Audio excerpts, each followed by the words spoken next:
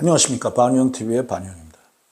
제가 이번에 다룰 그 주제는 약간 무거운 겁니다. 저는 이번 국회의원 선거에서 참여를 안 했다고 제가 분명히 말씀드렸습니다.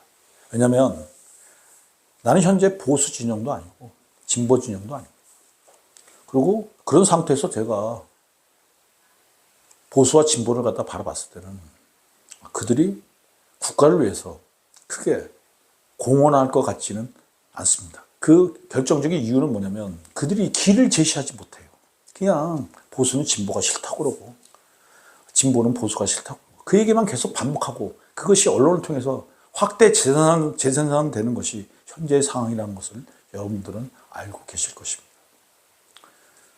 근데 제가 지금 말씀드리고자 하는 인물은 박정희라는 인물인데요.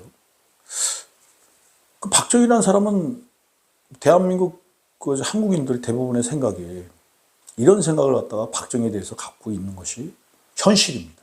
이것은 부정할 수 없는 현실인데요. 그게 뭐냐면 박정희의 공은 과를 덮고도 남는다 라고 대부분의 한국인들은 생각하고 있는 것이 지금 현실입니다. 자, 그러면 박정희의 어떤 점이 과연 한국인들에게, 대부분의 한국인들에게 박정희 공이 과를 덮고도 남으며 지금 현재 대한민국 경제를 갖다가 만든 설계자다, 그런 표현을 갖다가, 그런 생각을 갖다가 갖는가 하는 것에 대해서 제가 말씀을 갖다 올리고자 합니다.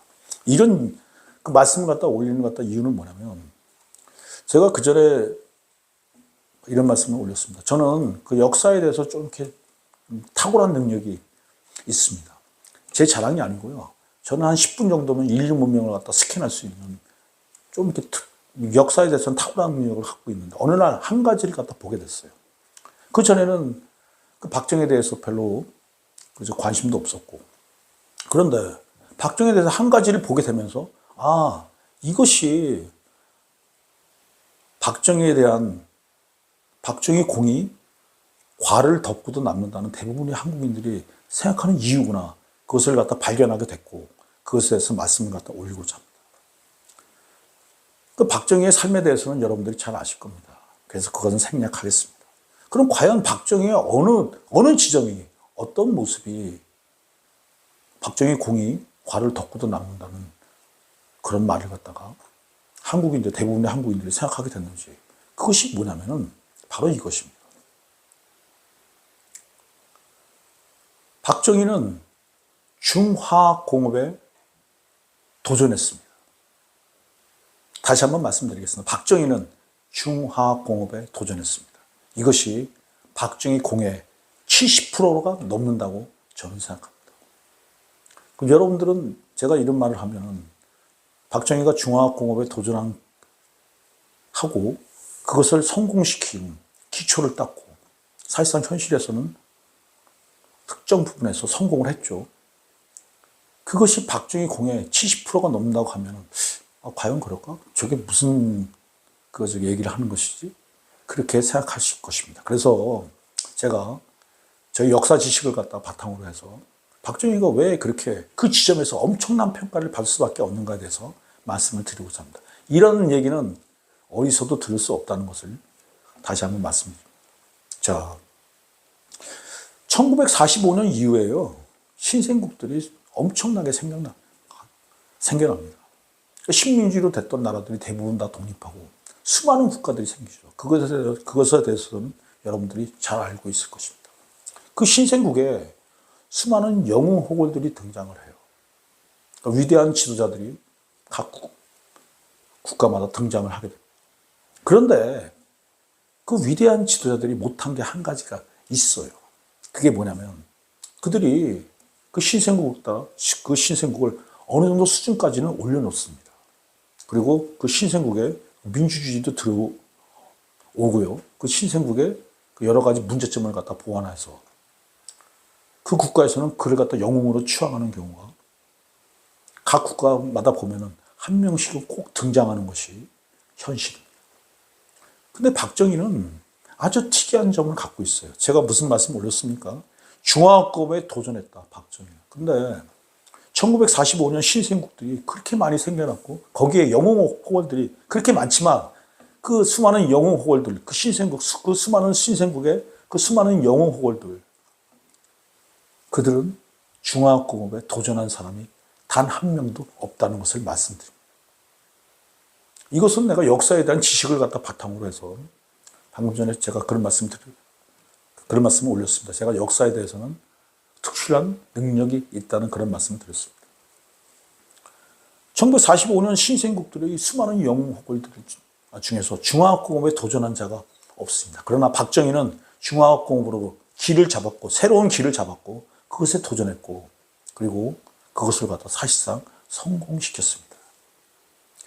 그러기에 그것이 박정희 공의 70%가 넘어간다는 것입니다. 만약에 박정희가 중화합법에 도전을 하지 않았다 그러고 그것을 성공시키지 못했다 그러면 아마 대부분의 한국인들은 박정희 공이 과를 덮고도 남는다가 아니고 박정희에 대해서 여러 가지 다른 의견이 나올 것이라고 생각합니다.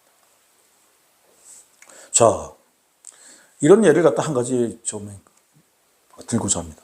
누구나 알만한 사람은 아는 얘기인데요. 그 전에도 제가 말씀드렸고요. 어느 날 박정희가 정주영을 부릅니다. 그 정주영은 박정희를 찾아갔죠. 그 당시 박정희는 거의 절대적인 권력을 갖고 있는 사람이니까요. 자, 그때 그 박정희가 정주영한테 그럽니다. 그냥 쉽게 얘기하겠습니다. 당신 돈 많이 벌었지. 그러니까 정주영, 네. 그 돈으로 조선에 도전해. 그러니까 정주영이 조선소도 없는데 무슨 조선에 도전합니까? 박정희가 그랬습니다. 쓸데없는 얘기하지 말고 조선에 도전해. 우리는 중화공업이라는 길로 나아가야 되니까 당신은 조선에 도전해. 그러니까 정주영이가 아니 제가 조선소도 없고 기술도 없고 아무것도 없는데 제가 어떻게 도전합니까? 그때 박정희가 이런 얘기를 합니다. 당신 도전해. 그때 정주영의 처지는 무엇입니까?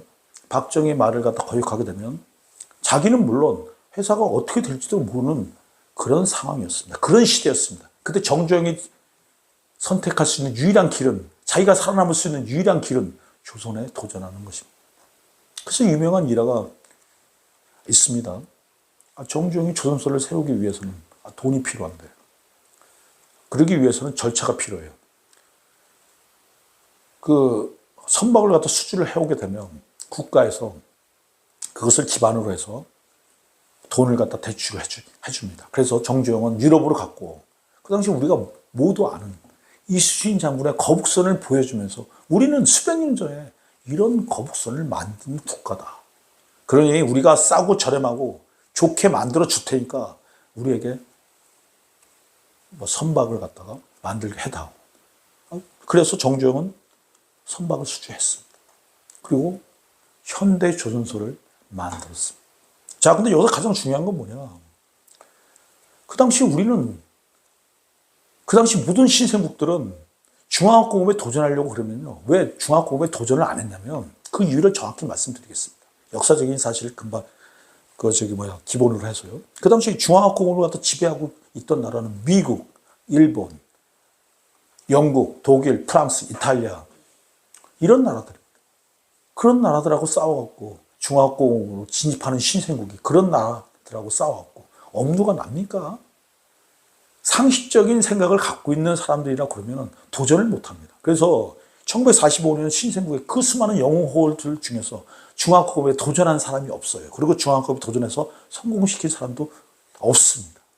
근데 박정희는 그걸 했어요. 그래서 박정희 공이 과를 덮고도 남는다는 것입니다. 그리고 박정희 공의 70%가 거기에서 나온다는 사실을 말씀드립니다.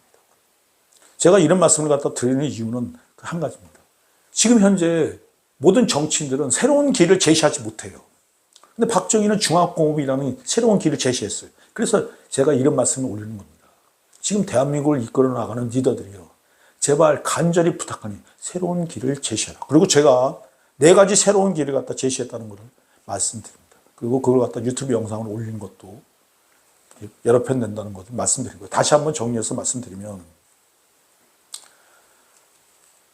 박정희는 대부분의 한국인이 공의 과를 갖다 덮고도 납니다.